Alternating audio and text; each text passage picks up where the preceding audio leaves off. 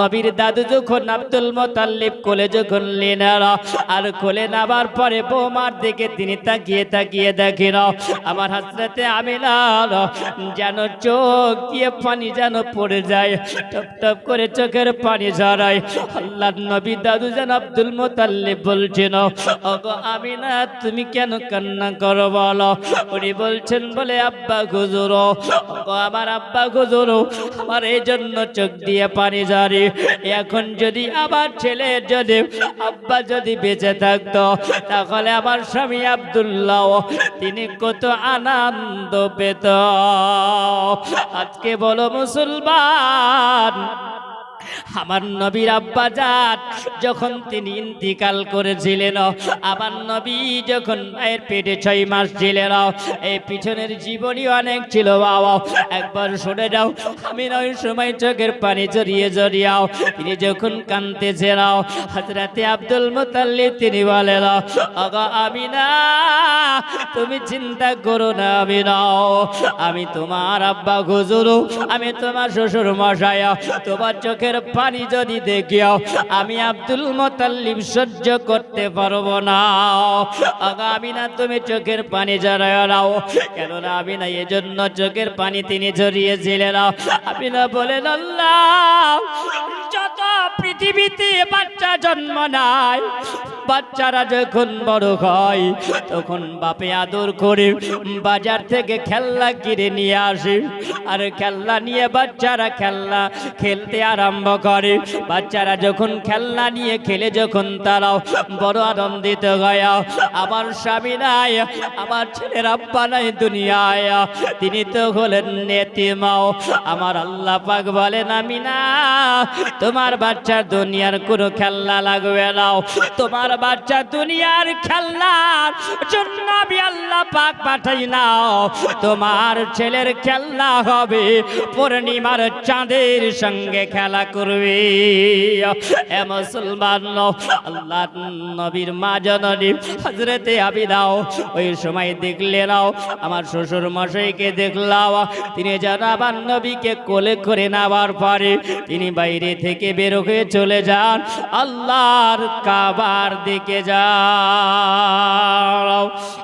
আল্লাহর কাবার দিকে যখন চলে গেলেন, আল্লাহর কাবাকে যখন জিয়ারত করছেন আবার নবীকে নিয়েও, আব্দুল মুত্তালিব বলেন আমি আশ্চর্য হলাম। কখন আশ্চর্য তিনি হলেন, আল্লাহর কাবাকে জিয়ারত করব গিয়েও ওই সময়ে যেন কাবা আমাকে জিয়ারত করেছে। কাবা জিয়ারত করে আব্দুল মুত্তালিব তিনি বলেন, আমি ওই সময় যখন আমার পিতা দুনিয়াতে না এসেছিলেন, আমি ওই সময় জানি একটা স্বপ্ন দেখেছিলাম। ওই সময় দেখলাম আমি চোখটা বন্ধ করেছিলাম, যে গাছে ফুল ছিল না পাতা ছিল না, ওই সময় যেন শুকনো গাছে পাতা গজিয়েছিল। আমি দেখলাম জানো যে গাছে ফুল ছিল না ওই সময় ফুল হয়ে গিয়েছিল। আব্দুল মুত্তালিব তিনি বলেন, আমি দেখলাম জানো আমার কাবা ঘরে ছাদের উপরে এমন একটা পাখির ঝাঁক এসে গুনগুন করে আওয়াজ দিয়েছিল, ওগো আব্দুল মুত্তালিব শোনো, আগামীতে এমন একটা দিন আসছে, এই দিনে যেন এমন একজন মহামানবের আগমন ঘটবে। আমি ওই সময় দেখলাম আল্লাহর কাবা যখন জিয়ারত করি, ওই সময় আল্লাহর কাবা, যেই কাবাকে সবাই জিয়ারত করার জন্য আসি, আমার কাবা দেখলাম যেন আমাকে জিয়ারত করতে আরম্ভ করেছিল। কাবা থেকে যেন আওয়াজ আসে, ওগো আব্দুল মুত্তালিব আমাকে সবাই জিয়ারত করে আর আমি তোমার পিতাকে জিয়ারত করি। তবে আব্দুল মুত্তালিব শুনে রাখো, এই বাচ্চাটা কোলে করে নিয়েছে আব্দুল মুত্তালিব, তোমার এই বাচ্চাটার নাম রাখবে মুহাম্মদ। জোরে বলেন। আব্দুল মুতাল্লিব তিনি বলেন, আমি এই বাম দিকে তাকালাম, ডান দিকে তাকিয়ে দেখলাম, বাম দিকে তাকিয়ে দেখলাম, আসমানের উপর দিকে তাকিয়ে দেখলাম, আমি পিছন দিকে তাকিয়ে দেখলাম। ওই সময় কাবার চতুর্দিকে ঘুরে ঘুরে দেখলাম, কোনো মানুষ দেখতে পাওয়া গেল না। আমি বুঝতে পারলাম কে যেন একটা গায়েবী আওয়াজ দিয়ে দিল। আমি বাচ্চাটাকে নিয়ে যখন আমি চলে আসলাম বাড়ির ভিতরে, ওই সময় আমিনার কোলে যখন তুলে দেওয়া গেল, আমিনা জিজ্ঞাসা করলেন, বলে আব্বা হুজুর, আপনি তো আমার ছেলেটাকে নিয়ে কাবা ঘরের কাছে গেলেন, আপনি কাবা জিয়ারত করে আসলেন, আমার ছেলেটার নাম কি আপনি রাখলেন বলুন? বলছেন, আমিনা এমন নাম রেখেছি যে নামের সঙ্গে তোমারও নামের মিল নাই, ছেলের আব্বার সঙ্গ মিল নাই। অনেকে মানুষ দেখবেন যদি কারোর নাম থাকে মাসাদুল হক, এরকম থাকে না, আব্দুল সাত্তার, তো ছেলের নামের সঙ্গে বাপের নামের সঙ্গে মিল হতে হবে, তাই না? আব্দুল মুতাল্লিব বলছেন, আমিনা তোমার নামের অক্ষরের সঙ্গে মিল নাই, আমার বেটা আব্দুল্লাহর অক্ষরের সঙ্গে মিল নাই, নাম রেখেছি মোহাম্মদ সাল্লাল্লাহু আলাইহি ওয়াসাল্লাম। হযরতে আমিনা টুকটুক করে তাকিয়ে তাকিয়ে আব্দুল মুতাল্লিবের দিকে দেখছেন।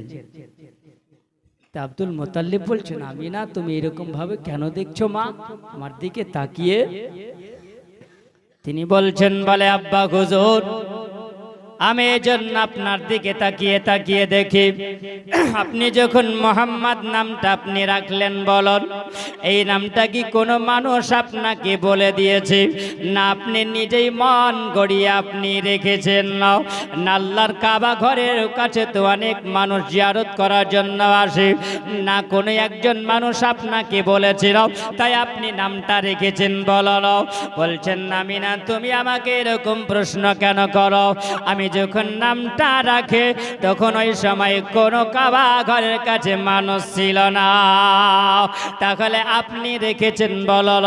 তিনি বলছেন, বলে আমিনা গো, না না আমি আমার পিতার নামটা রাখি নাও, আমি ওই সময় যখন আল্লাহর কাবা জিয়ারত করি, কে যেন একটা গায়েবী আওয়াজ দিয়ে বলল, আব্দুল মুতাল্লিব এই ছেলেটার নাম রাখবে মোহাম্মদ, এই ছেলেটার নাম রাখবে মোহাম্মদ। হযরতে আমিনা তিনি বলেন, আমি আর স্বপ্নের কথা খুলে রাখতে পারলাম না, আমি আর গোপনে রাখতে পারলাম না। ওই সময় বলছেন, বলে আব্বা হুজুর গো, আপনাকে আমি একটা কথা বলবো। বলছে, আমিনা কি কথা বলবে বলো?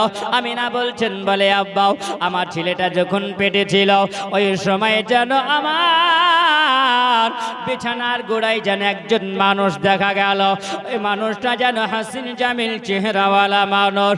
ওই মানুষটা আসার পরে যেন আমাকে বলতে আসছিল, ওগো ভাগ্যবতী রমণী আমিনা, ওগো আমিনা তোমার মতন আমিনা আর জগতে হবে না, জোরে বলুন সুবহানাল্লাহ।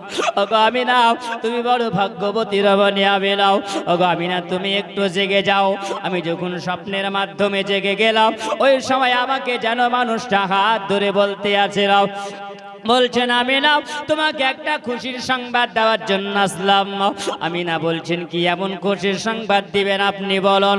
বলছে, আমিনা তোমার পেটে একজন আল্লাহ পাক নবী পাঠিয়েছে, আগা আমিনা তিনি হবে না খেরি জামানার নবী। আল্লাহ পাক পৃথিবীতে অনেক পয়গম্বর আল্লাহ পাঠিয়েছিল, আদম থেকে ঈসা নবী পর্যন্ত নবী আল্লাহ পাঠিয়েছিল, সমস্ত নবীদের নবী করে আল্লাহ পাঠিয়েছে। আল্লাহ পাক জিনাকে টাইটেল দিবেন ইমামুল আম্বিয়া, সমস্ত নবীদের হবে তিনি ইমাম, তিনি হবেন ইমাম। ওগো আমিনা তবে শোনো, ওই নবী পৃথিবীতে আসবে না তার আগে তোমাকে জানিয়ে যায়, ওই তোমার বাচ্চাটা যখন দুনিয়াতে জন্ম নেবে তার নাম রাখবে মুহাম্মদ, জোরে বলেন। তার নামটা রাখবে তুমি মুহাম্মদ।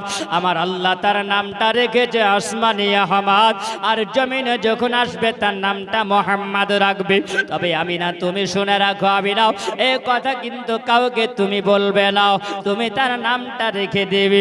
আমিনাকে বলছেন আমিনা রে, আর একটা কথা তোমাকে বলে যাই শোনো, এই যে তোমাকে একটা দিয়ে গেলাম সোনার তাবিজ, আর এই সোনার তাবিজটা তোমাকে দিয়ে গেলাম, এই তাবিজটা যখন তোমার বাচ্চা জন্ম নিবে, ভূমিষ্ঠ যখন হবে, ওই বাচ্চার গলাতে তুমি লটকে দেবে।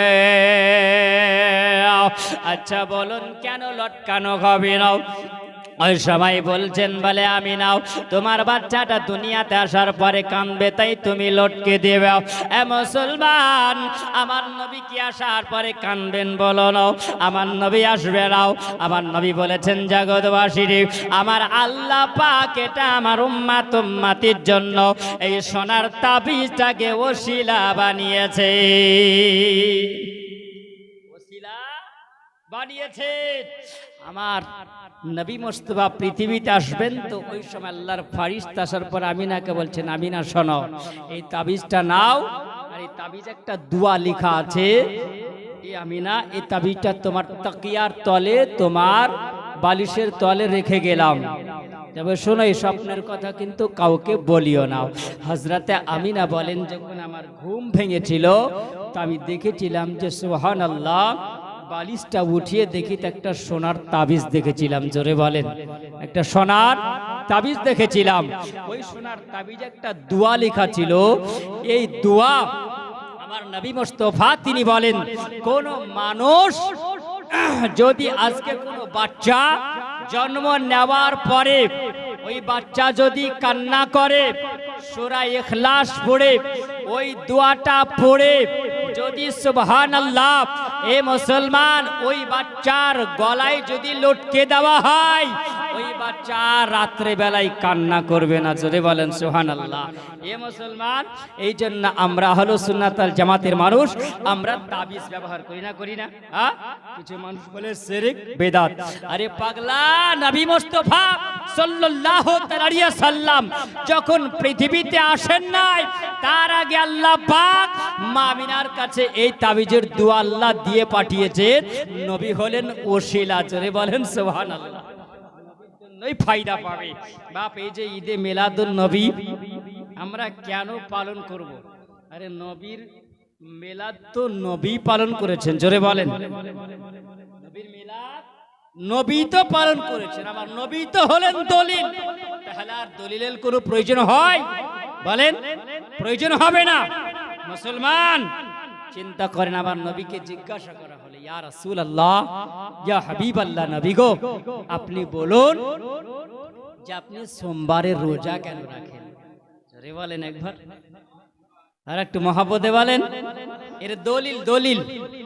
নবীকে জিজ্ঞাসা করা হলো, ইয়া রাসূলুল্লাহ, আপনি রোজা কেন রাখেন সোমবারের দিনে? আমার নবী বলেন, সোমবারের দিনে আমার আগমন ঘটেছিল, তাই। জোরে বলো নবী, আমি দুনিয়াতে এসেছি সোমবারের দিনে, এই জন্য নবী রোজা রাখি। আল্লাহ পাক আমার উপরে সোমবারের দিনে কোরআন নাজিল করেছেন। জোরে বলেন বাবা। তাহলে বোঝা গেল এখানে যে নবী ওই সোমবারের দিনকে নিজেই পালন করেন। আমার নবী বলেন, আমি বৃহস্পতিবারও রোজা রেখেছি। কেন বৃহস্পতিবার রোজা রেখেছেন বাপ? আল্লাহ পাক বলেন, ইন্না আউয়ালা বাইতু উদিয়া লিন-নাস লাল্লাযী বিবাক্কাতা মুবারাকাও ওয়া হুদাল লিল আলামিন। আল্লাহ পাক বলেন, নিশ্চয় আমি মানুষের জন্য একটা ঘর আমি আল্লাহ বানিয়েছি।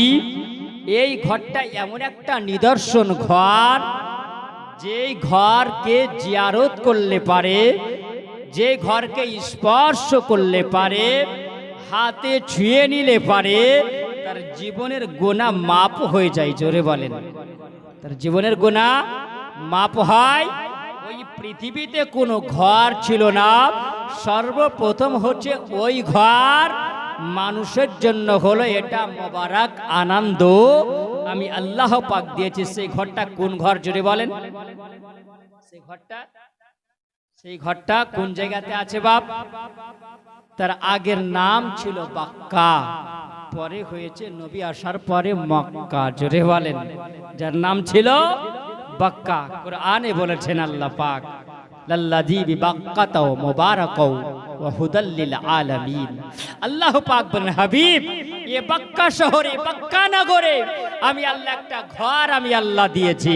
এই ঘরের এত মর্যাদা, এত সম্মান আমি আল্লাহ শুধু তোমার জন্য করেছি। জোরে বলেন, শুধু তোমার জন্য আমি আল্লাহ করেছি। কিন্তু শোনো নবী, আপনার উম্মাত উম্মাতির জন্য আমি আল্লাহ পাক বড় নিয়ামত করে আমি আল্লাহ পাঠিয়েছি, বড় বরকত করে আমি আল্লাহ পাঠিয়েছি। আমি আল্লাহ পাক রব্বুল আলামিন ওই ঘরের এত মর্যাদা আমি আল্লাহ দিয়েছি। তবে শোনো যে আমি আল্লাহ পাক তোমার জন্য কাবাকে আমি আল্লাহ সৃষ্টি করেছি।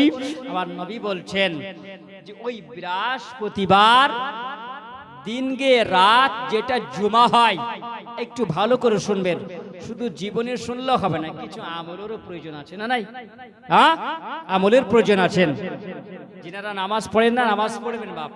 নবীর জীবনে শোনার নামই হচ্ছে নবীর দিওয়ানা হয় না।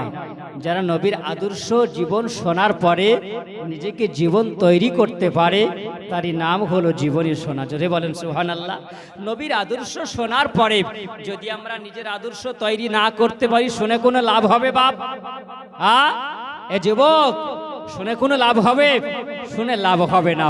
আমার নবী মোস্তফার যে সমস্ত কিছু বলে গেছে সব শোনার পরে মেনে নেওয়াটার নামই হলো জলসা শোনা। জোরে বলেন। যারা না নামাজ পড়েন, অনেক মানুষ রোগে আক্রান্ত হয়ে আছেন, রোগ ভালো হয় না, বালা মুসিবত বাড়ি থেকে দূর হয় না। তোমার বালা মুসিবত দূর হবে কেমন করে? তোমার বাড়িতে কোরআন শরীফ আছে তো সুবহানাল্লাহ টাকের উপরে তুলে রেখেছো, ওই কোরআন শরীফ যদি নাড়তে যাওয়া হয় তো দেখা যাবে সুবহানাল্লাহ ঝুলে লোড হয়ে আছে, ধুলাতে লোড হয়ে আছে। তোমার পরিষ্কার করা জামাটাকে তুমি সুন্দর করে আলমারিতে ঢুকিয়ে রেখেছো। আচ্ছা বলো, ওই বাড়িতে রহমত হবে না জহমত হবে? বিচার করবেন। জোরে বলেন বাপ। আমরা রহমত নিতে জানি না। সুবহানাল্লাহ, আপনার অসুখ বালা দূর হয় না।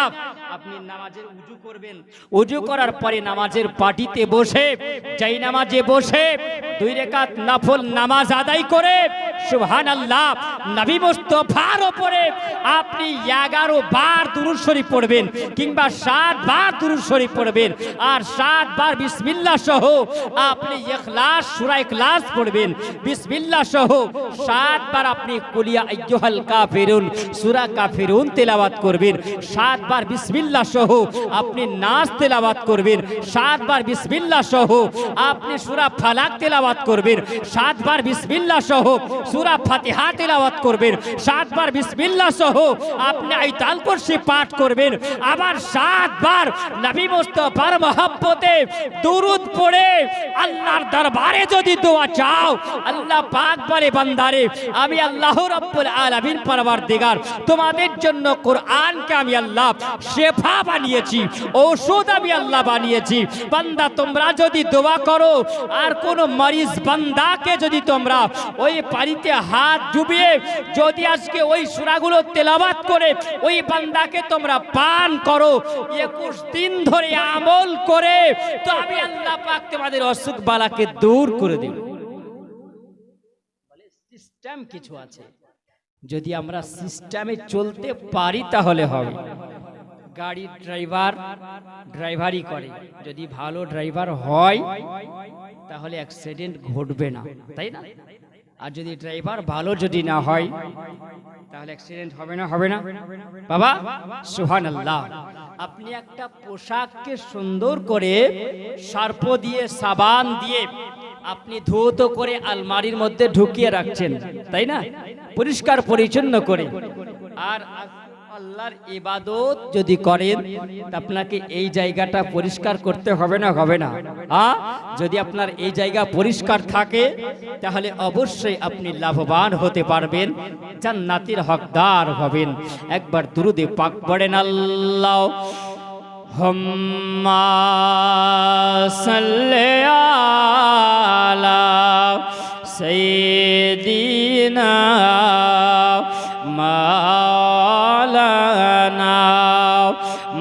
محمد وعلى آل سيدنا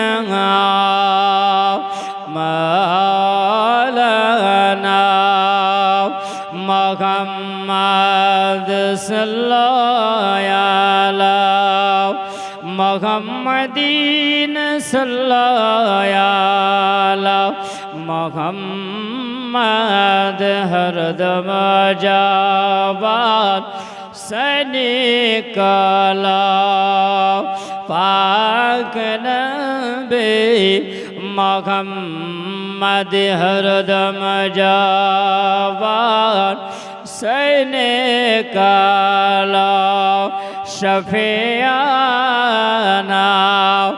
محمد সাল্লাল্লাহু তাআলা আলাইহি ওয়াসাল্লাম। হযরতে আমিনা তিনি বলেন, ওগো আমার আব্বা জান, শ্বশুর আব্বাকে বলছেন, ওগো আমার আব্বা হুজুর, আমি ওই সময় রাত্রি বেলাতে স্বপ্ন জগতে আমি দেখেছিলাম, আমি যখন ঘুম আমার ভেঙে গিয়েছিল আমি দেখেছিলাম ওই সময় আমার তাকিয়ার তলে জন্য একটা সোনার তাবিজ রাখা হয়েছিল। এ মুসলমান লোক, তিনি বলছেন আমি নাম তো এখনো কোনো প্রকাশ করি নাই, আমি ওই নামটা তো কাউরির সামনে আমি বলি নাই, আমি ওই নামের পরিচয়টা কোনোদিন। ওগো আমার আব্বা হুজুর আপনি বলুন, ওই সময় নামটা তো আপনাকে আমি বলি নাই, তবে আপনি কেমন করে নামটা জানলেন?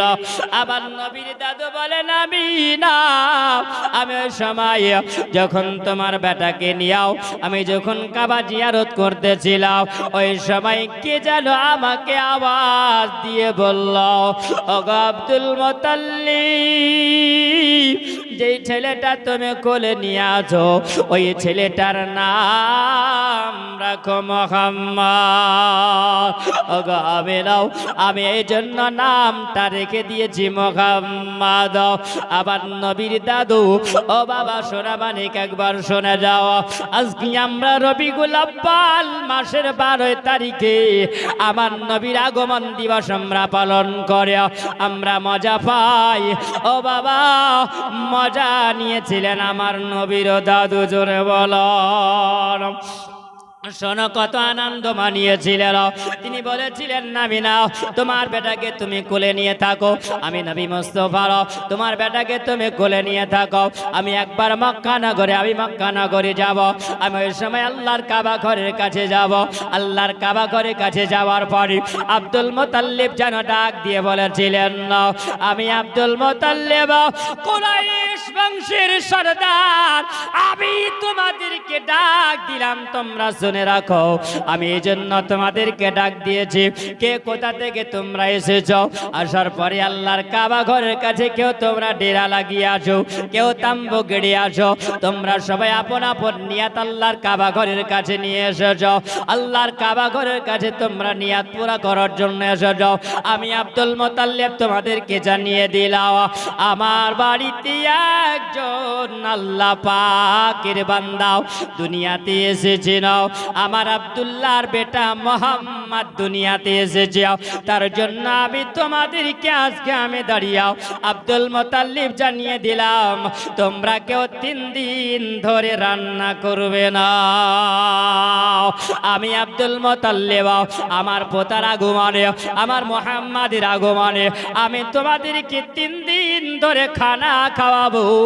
তোমরা সবাই উনুন জ্বালাবে না, তোমরা বাড়িতে আগুন কেউ জ্বালাবে না, তোমরা সবাই যেন খানা বন্ধ করে দাও। 3 দিন ধরে আমার বাড়িতে তোমাদের দাওয়াত রইল, তোমরা সবাই 3 দিন ধরে দাওয়াত খাবে। নবীর দাদু খাইয়েছেন, আর আমরা যদি একটু খিচুড়ি বিরিয়ানি খাওয়াই তো কিছু মানুষের জ্বালা হয় না। আমার নবী বলেছে নাও আমার আগমনের জন্য আমার দাদু 3 দিন ধরে খানা খাইয়েছে। নাও এ মুসলমান, নাও আজকে রবিউল আউয়াল মাসের 12 তারিখে সুন্নি মুসলমানেরাও ঘরে ঘরে পতাকা টাঙ্গায়। সবারই ঘরে টাঙানো আছে। সুবহানাল্লাহ। হযরতে আমিনা তিনি বলেছেন না, বলে তুমি শিরকের ফতোয়া তুমি দাও, বেদাতের ফতোয়া দাও। বেদাতের ফতোয়া তোমার পকেটে তুমি রাখো, কোনো আমাদের কাছে ফতোয়া দিতে আসিও না, কোনো মাসলা তুমি দিতে আসিও না।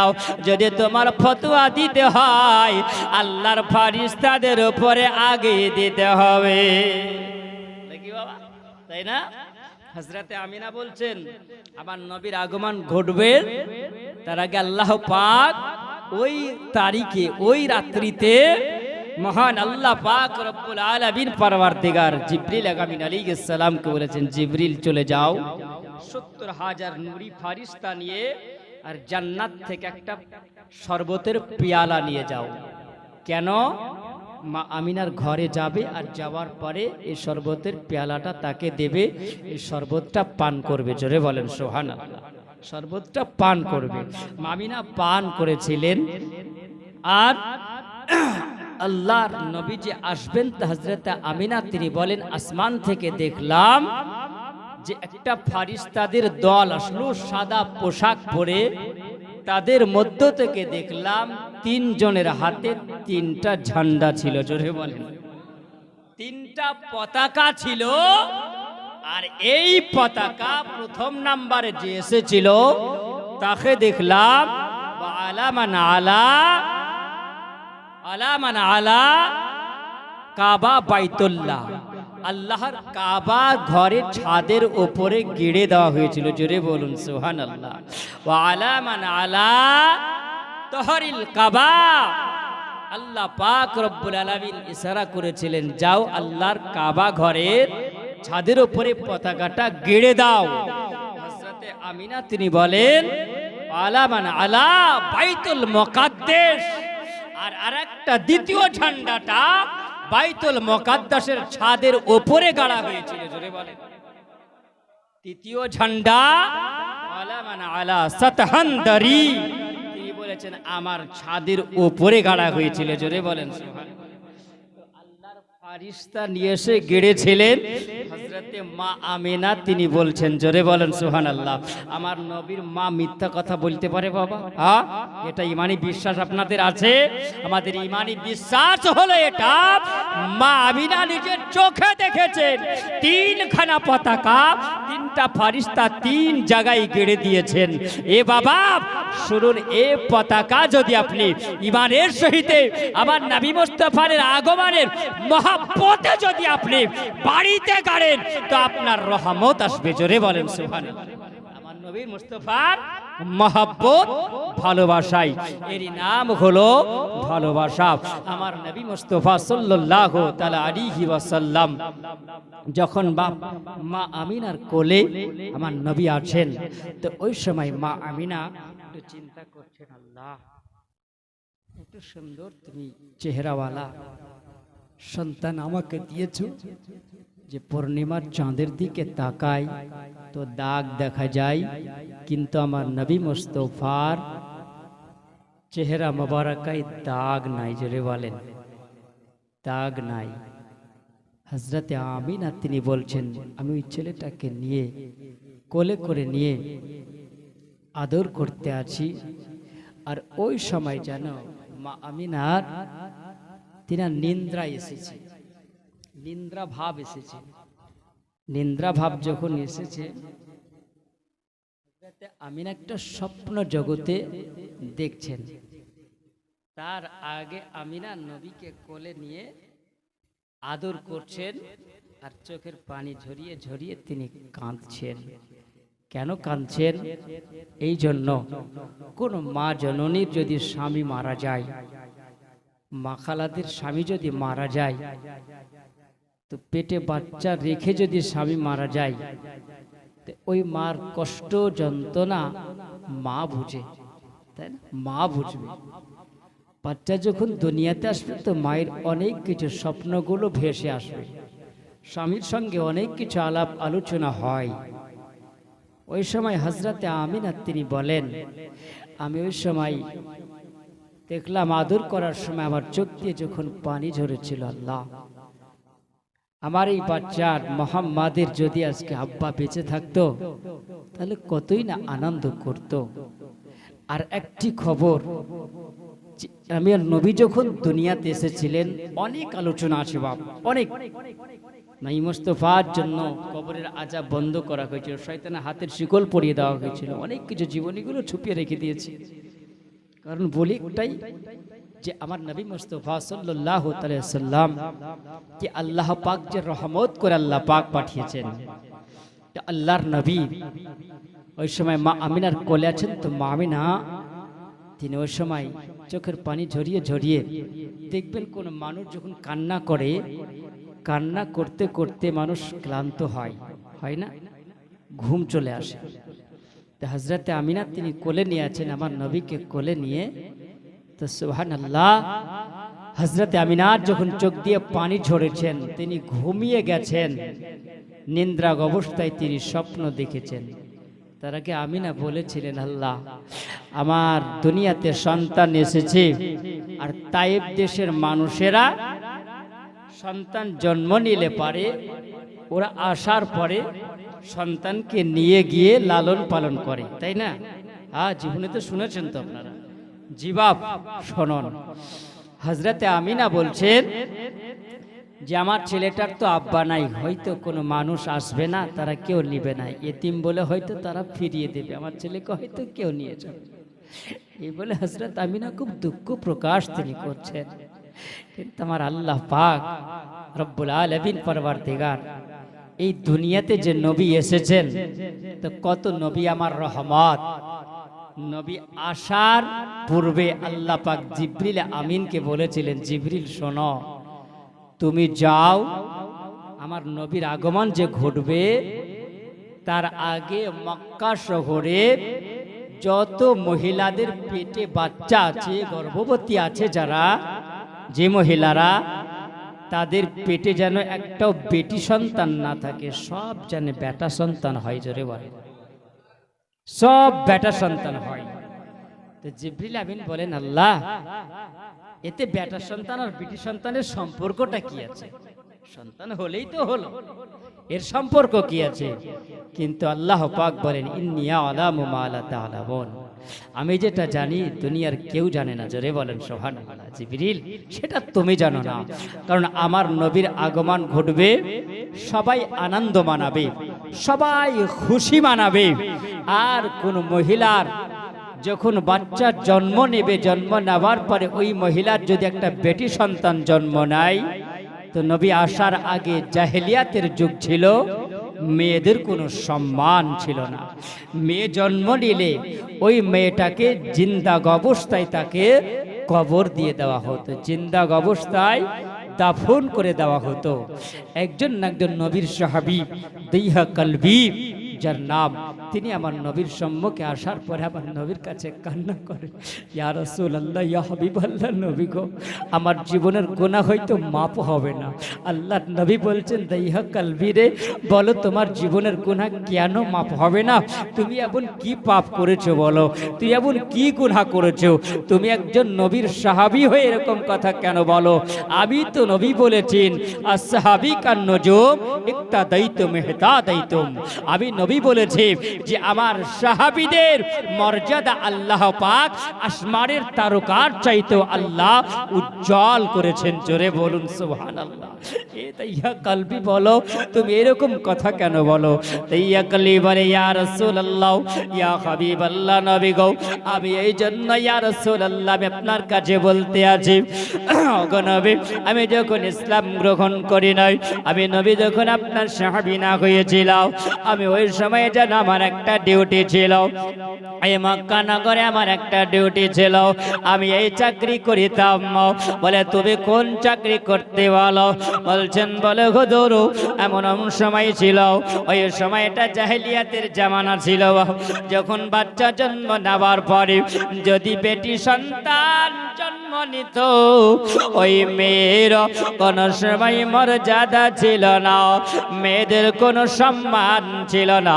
আমি ওই সময় দেখতাম কার বাড়িতে বাচ্চা জন্ম নিয়েছি, আমি যাওয়ার পরে দেখতাম ওই সময় যদি বাচ্চা জন্ম নেওয়ার পরে বেটি সন্তান জন্ম নেয়, মায়ের কোল থেকে বাচ্চাটাকে নিয়ে চলে আসতাম, আর আসার পরে একটা কবর করে আমি গর্ত করে তাকে জিন্দা দাফন করে দিতাম। অগনবী এটাই ছিল আমার চাকরি, এটাই ছিল আমার ডিউটি। আমি যখন কয়েক বছর ধরে এইরকম ডিউটি করতেছিলাম, আমার বিবির পেটে একটা বাচ্চা এসেছিল, আর যখন বিটি গর্ভবতী যখন আমার স্বামী হয়, ওই সময় আমার বিবি যখন গর্ভবতী হয়েছিল, আমি ওই সময় বিবিকে বলেছিলাম, বলো বিবিরাও খুব হেফাজতের সহিত থাকিও, যদি সন্তান জন্ম না একবার তুমি পারলে খবর দিও। ওই সময় আমি যখন রেখে চলে গিয়েছিলাম, আমার বিবির পেট থেকে যখন বাচ্চা জন্ম নেয়, ওই বাচ্চাটা জন্ম নেওয়ার পর আমার বেটি সন্তান জন্ম নিয়েছিল। বাচ্চাটা হলো 7 থেকে 8 বছর বয়স হয়ে গেছে। আমি ওই সময় যখন বাড়ি যখন এসেছিলাম, চাকরির ডিউটি সেরে বাড়ি যখন আসলাম, আমার বিবি যেন আমার বাচ্চাটাকে সরিয়ে রেখেছিল। আমার বিবি আমাকে বড় আপ্যায়ন করলো, আমাকে বড় সম্মান করলো। আমি সুন্দর করে গোসল বানালাম, আমাকে বিবি যেন সুন্দর করে খাবার বেড়ে দিল। আমি খাবারগুলো খাবার সময় আমি জিজ্ঞাসা করলাম, ওগো আমার বিবি গো, বলো বলো আমার বাচ্চা জন্ম নিয়েছে, ওই বাচ্চাটা কোথায় বলো? তখন বলে আপনার বাচ্চা জন্ম নিয়েছিল, ওই বাচ্চাটা মেয়ে হয়েছিল, তার নাম রেখেছি জামিলা। জামিলা মানে হলো সুন্দর, অতি সুন্দর জামিলা। বাচ্চাটাকে নিয়ে যখন ওই দইহা কালবির সামনে এসে হাজির করলো, দইহা কালবি বলছেন, বলে বিবিরাও আমার এই বাচ্চাটাকে সুন্দর করে গোসল করিয়ে দাও, সুন্দর পোশাক পরিয়ে দাও, একটু সুরমা লাগিয়ে দাও, মাথায় একটু চিরুনি করে দাও, নতুন পোশাক পরিয়ে দাও, আমার বাচ্চাটাকে আমি বাজার থেকে ঘুরিয়ে নিয়ে আসি। মুসলমান, দইহা কালবি যখন নিজের মেয়েটাকে নিয়ে যখন চলতে আরম্ভ করলো, ওই মরুভূমির প্রান্তরে যাওয়ার পরে জানো ওই সময় দইহা কালবি বলে, আমি ওই সময় জানো ওই বালুগুলোকে সরাতে আরম্ভ করেছি। আমি যখন বালুগুলো সরিয়ে সরিয়ে যখন গর্ত বানায়, আমাকে বারবার জানো আমার মেয়েটা জামিলা দেখতে বড় অতি সুন্দর। আমি ওই সময় যখন মরুভূমির প্রান্তরে গেলাম, আমার যে নাফসে আম্বার আছে নাবির নিচে আমাকে বারবার ধোঁকা দিয়ে বলে, ওরে দইহা কালবি বলো, কত তুমি মেয়ে মানুষকে, মেয়ে বাচ্চাগুলোকে তুমি দাফন করলে, আর তোমার বাচ্চাটাকে তুমি জীবিত রাখবে কেন? তোমার ওই বাচ্চা মেয়েটাকে তুমিও জিন্দা দাফন করে দাও। ইয়া রাসূলুল্লাহ, ইয়া হাবিবাল্লাহ নবী গো, ওই সময় যখন গর্তটা করতে আরম্ভ করেছি, আমি যখন গর্ত খুঁড়ে যাই, আমি যখন বালুগুলো সরাই, ওই সময় আমার জামিলা মেয়েটা জানো আসার পরে আমাকে জিজ্ঞাসা করে, বলে আব্বা হুজুর আপনি কেন এরকম করে গর্ত করতে আসেন বলো না? আমি কোনো কথা না শুনেও আবার হাত দিয়ে সরিয়ে যখন দিলাম, আমার কাছে আসার পরে বলছেন, আব্বা হুজুর আপনি কেন এরকম ভাবে গর্ত করুন বলো না? যখন বাবা কোমর পর্যন্ত খোঁড়া হয়ে গেছে, আমার হাতের 2 ডানা খানা ধরে জানো আমার বাজু দুটো ধরেও সুন্দর করে গর্তে নামিয়ে দিলাম। ইয়া রাসূলুল্লাহ নবী গো, আমি যখন আমার বাচ্চাটার আমি যখন পাখনা দুটো ধরে আমি যখন এইরকম বাজুগুলো ধরার পরে নামিয়ে দিলাম, আমার দিকে যেন আমার বাচ্চা মেয়েটাও জামিলা সুন্দরী মেয়েটাও আমার দিকে তাকিয়ে তাকিয়ে বলেন, বলে আব্বা হুজুর আপনি কেন আমাকে এইরকম গর্তের মধ্যে নামিয়েছেন বলো? আমি কি অপরাধ করলাম? আমাকে আপনি এই জায়গাতে কেন নামিয়ে দিলেন? বলে আব্বা আপনাকে আব্বা বলার কারণে আপনি হয়তো আমাকে এই জায়গায় দাফন করে দেন। বলে আমি আব্বা বলে আপনাকে ডাকবো না, আপনি আমাকে গর্তের মধ্যে দাফন করবেন না, আমাকে বালু চাপা দিয়ে আপনি মারবেন না। ওগো আব্বা, আপনাকে আমি কোনোদিন আব্বা বলে ডাকবো না। বলে ইয়া রাসূলুল্লাহ, ইয়া হাবিবাল্লাহ, নবী আমার ওই জামিলা মেয়েটা যেন বলতে আছে না। বলে আব্বা হুজুর, আপনি আমাকে জন্ম দিয়েছেন, আমি দুনিয়াতে এসেছি। বলে আব্বা হুজুর গো, আপনার বাড়িতে থাকার কারণেও যদি আজকে আপনার অসুবিধা হয় তবে আপনি আমাকে বাড়িতে রাখবেন না, আমি অন্য জায়গায় চলে যাব। বলে আব্বা হুজুর, আপনি আমাকে ক্ষমা করে দিন, আপনি আমাকে এরকম ভাবে কষ্ট দিবেন না। আমি এরকম ভাবে আমার মেয়েটা বলে যায়, আগে ইয়া রাসূলুল্লাহ, ইয়া হাবিবাল্লাহ, নবী গো, আমি ওই সময় যখন আমার জামিলা মেয়েটার গলা পর্যন্ত আমি ঢেকে দিলাম। আবার জামিলা বলেন আব্বা, আমি এত কষ্ট সহ্য করতে পারবো না। আমার মা জননী যদি জানতে পারে, আমার মা জানতে পারলে আমার মা সহ্য করতে পারবে না। এইরকম কথা বলতে বলতে জানো তার মাথার চাঁদি পর্যন্ত আমি ঢেকে দিয়েছিলাম। ইয়া রাসূলুল্লাহ, ইয়া হাবিবাল্লাহ, নবী গো, যখন আমি নবী গো আমি জানতে পারলাম নবী, আমি যখন রাত্রি বেলায় ঘুমাইয়া যাই, আমি যখন রাত্রি বেলায় শুয়ে যাই, আমার জামিলা আমার মেয়েটা কান্নার আওয়াজ আমি শুনতে পাই। নবী গো, আমি যখন শুনতে পাই, আমার আওয়াজটা যখন ভেসে আসে, আমার কলেজাটা ফেটে যায় নবী গো। এই জন্য বলি ইয়া রাসূলুল্লাহ, ইয়া হাবিবাল্লাহ, নবী গো, আল্লাহ হয়তো আমাকে ক্ষমা করবে না।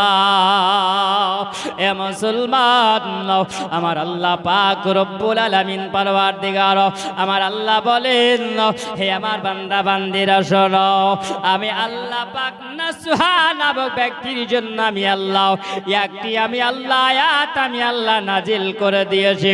আমার আল্লাহ পাক বলেন, ইয়া আইয়ুহাল্লাযিনা আমানু তুবু ইলাল্লাহি তাওবাতুন নাসুহা, জোরে বলুন না সুবহানাল্লাহ। আমার নবী বলেন, কোন তওবাকারী যদি আল্লাহর দরবারে ইখলাসের সহিত তওবা করে, আমার আল্লাহ পাক তার তওবাকে কবুল করে না। এই আমার সোনা মানিক, আমার আল্লাহ পাক আমার নবীর আগমনের সময় আমার আল্লাহ একটা নয়, সেই সময় আমার আল্লাহ পাক জিবরিল আমিনকে বলে, জিবরিল যাও, মেয়েদের পেটে যত বাচ্চা আছে সব বাচ্চা জানো বেটি সন্তান না হয়, বেটা সন্তান হয়। কারণ কোন মেয়ের যদি আজকে বেটি সন্তান জন্ম যদি নাই, ওই সময় তার কোল থেকে বাচ্চাটাকে নিয়ে নেওয়া হবে, আর বাচ্চাটাকে নিলে বাড়ি মা জননীর চোখ দিয়ে পানি ঝরবে, ওই মা কষ্ট পাবে। আর ওই মা যদি কষ্ট পেয়ে যায়, বলো আমার নবীকে তো আমি আল্লাহ রহমত করে পৃথিবীতে পাঠাবো, আমার নবীকে আমি আল্লাহ রহমত করে পাঠাবো, সবাই আনন্দ মানাবে। আর ওই মায়ের চোখ দিয়ে যদি পানি ঝরে, আমার নবীকে প্রশ্ন করবে না। আর আমার নবীকে তো আমি আল্লাহ ঘোষণা করে দিয়েছি, ওমা আরসালনাকা ইল্লা রাহমাতাল লিল আলামিন। ওগো নবী, আপনাকে আমি আল্লাহ রহমত করে আমি আল্লাহ পাঠিয়েছি। ওগো নবী, আপনাকে আল্লাহ রহমত করে পাঠিয়েছি, তবে আমার চোখে কেন পানি ঝরেছে? ওই মা যখনই বলে দিবে না, ওই মা জননীর তখন জানতে পারবে, তিনি বুঝতে পেরে নিবাও। ও মুসলমান, আমার সোনা মালিক, আমার আল্লাহ পাক রব্বুল আলামিন ওই সময় আমার নবীর সমাধি 11টা পুরুষ জন্ম নিয়েছিল। জোরে বলেন সুবহানাল্লাহ।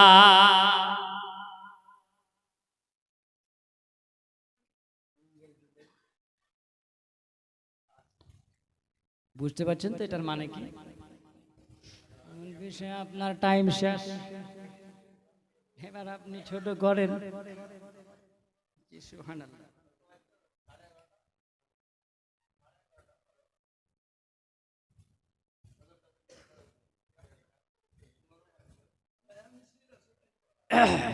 জি সুবহানাল্লাহ। কালকে যেহেতু জুলুসে যাবেন, আমরাও জুলুসে যাব সবাই। আল্লাহ পাক আমার নবীকে রহমত করে আল্লাহ পাঠিয়েছেন, তাই না?